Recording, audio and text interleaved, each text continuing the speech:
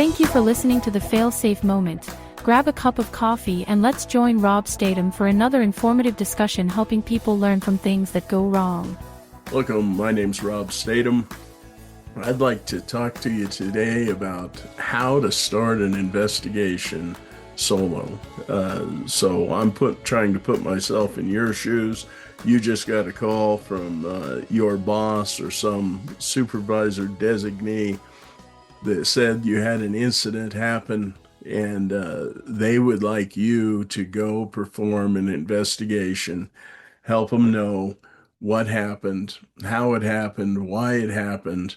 I've received that call many times, and I know how you feel. Your heart leaps because it came out of the blue. You weren't expecting it. You're never expecting those calls. And also you have adrenaline rushing through you because time is of the essence. If you're seasoned at all in learning from these incidents and events that go wrong, you understand that the longer you wait, the harder your job will be. And the reason for that is because you need to go out and gather evidence, and evidence evaporates. It's like dry ice. So there's an urgency that comes with that call that you have to do your best to go gather evidence. But how are you going to start? Where do you start? Uh, I'm going to share with you our recommendations for how to start an investigation.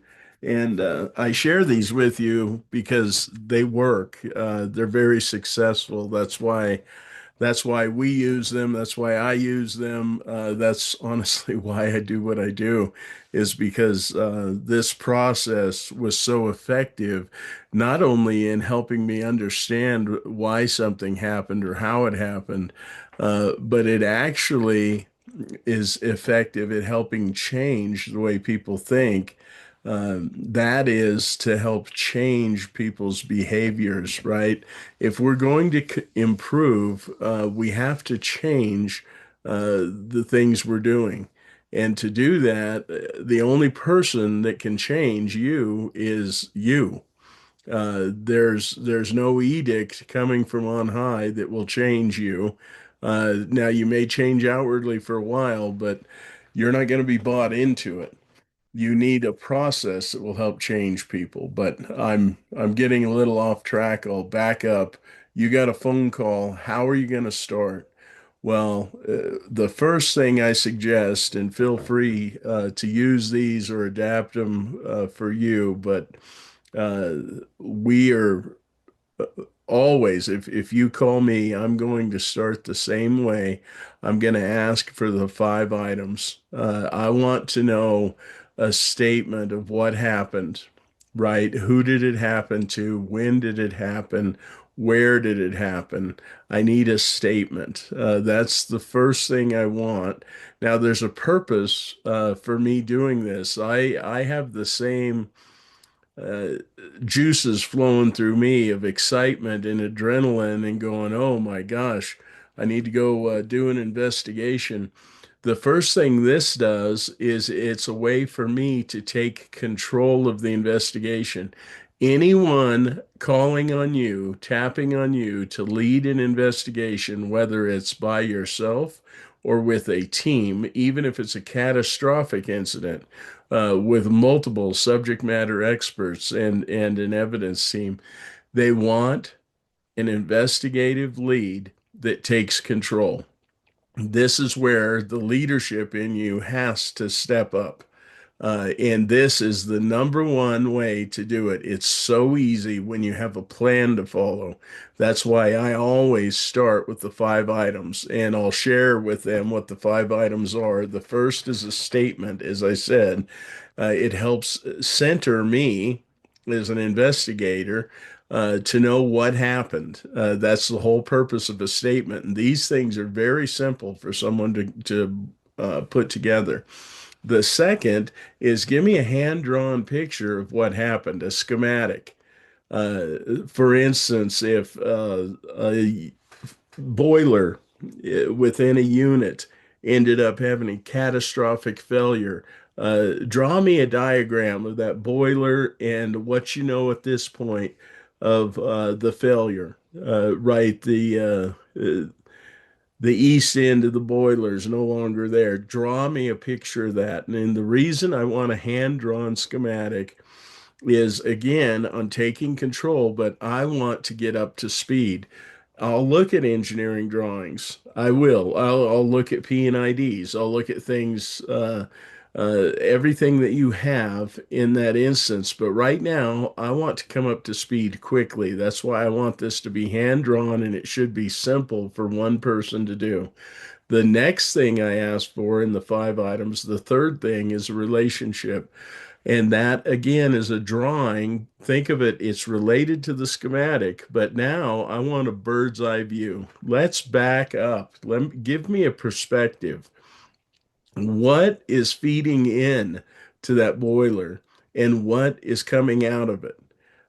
Give me an understanding of the systems involved within this incident that happened. That's the idea of a relationship. Again, hand drawn. This can be simple on a piece of paper. You can scan it or take a picture of it. You can email or text it to me. It's very simple to fulfill the 5 items. The fourth of the 5 items is give me a summary sequence of events. What happened leading up to this incident? This isn't the timeline of what happened as much as just a summary sequence of events, right? We were going from we just had shift change, right? We were coming out of a turnaround. Whatever had happened, tell me a few bullet points, 4 or 5 bullet points of a sequence of events. Again, this is to help get me up to speed. This is also planting seeds in me for what evidence I need to gather, right? Who do I need to talk to? What do I need to look at? What records do I need to gather? I hope that makes sense to you.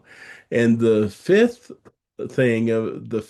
item of the 5 items, we've gone through the 5 items. It's statement, a schematic, a relationship, a summary sequence of events. And the fifth item are oddities. Was there anything odd about this incident? This may play into the incident, it may not. It probably does. I would say 2 out of 3 times, but there's a time, probably 30% of the time, it may not play into it. But was there anything odd about the incident? For instance, um, the week before, we had a record rainfall, more rain than we'd had in 20 years. Something like that. It's just odd. Did it play into the event? Well, we'll find out, but thank you for telling me. And when I show up, when you show up, get those 5 items, make sure you understand what they're sharing with you, the statement, look at the schematic with them, ask questions, the relationship. This only takes minutes. This is a 20 or 30-minute meeting to get you going. The summary sequence of events and oddities, and then agree with your sponsor, whoever called you. Okay, what do you want me to investigate? Why did the boiler uh, go down? Why did the boiler blow up? We call that the why statement. The why statement. This is your stake in the ground. Think of it like you're a surveyor and they're putting a stake way out there, out in the distance. This is the question your investigation is going to answer. The why statement. You always want to agree with your sponsor, the why statement. And again, this is helping you take control of the investigation, but it's also giving you the guardrails for the investigation. If you've done any of these, you know what happens. You're going to go out and begin to look at evidence and investigate this, and immediately what you see are other issues, right? Contributing factors. Uh, there's different terms for this. But these things pop up, and most people get bogged down because they start pursuing not just one path for how the incident occurred, but they go, well, this is wrong. Why is this wrong? And then on the other side, well, this is wrong too. Why is it wrong? Well, oh my gosh, now that's wrong and that's wrong, and you get three and four and five different things that you discover that are wrong per se, that almost have merit for their own investigation in themselves.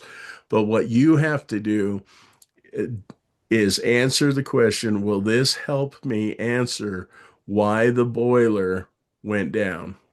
If it doesn't, that's not part of your investigation. You're not going to ignore it. You'll certainly have it in your update. You need to let your sponsor know about those things, but that should be up to your sponsor if they want you to investigate that further, because you need to do this as quickly as you can, but also you want a quality investigation. So to save you time, you're not going down rabbit trails that aren't going to help you answer how the incident occurred and why it occurred.